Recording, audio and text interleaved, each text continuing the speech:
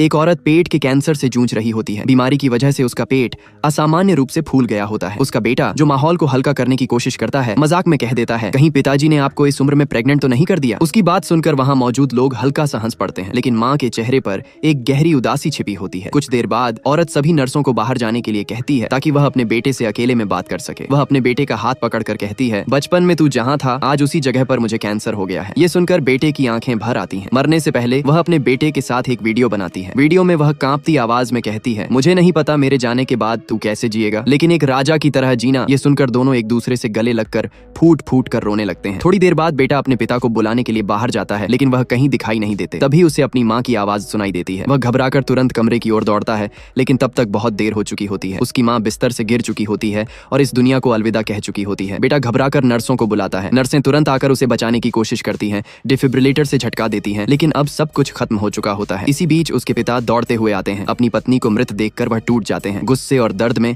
वह अपने बेटे से कहते हैं, मैंने 1 साल तक इसका ख्याल रखा और तू कुछ ही पलों में इसे मुझसे छीन लिया। अब मुझे अपना चेहरा कभी मत दिखाना। ये कहकर वह बेटे को अपने जीवन से निकाल देते हैं। समय बीत जाता है। एक दिन पिता वही वीडियो देखते हैं जो माँ और बेटे ने साथ में बनाया था। वीडियो में बेटे का प्यार और माँ की आखिरी ख्वाहिश देखकर उनका दिल टूट जाता है। उन्हें एहसास होता है कि उन्होंने गुस्से में आकर अपने बेटे को भी खो दिया।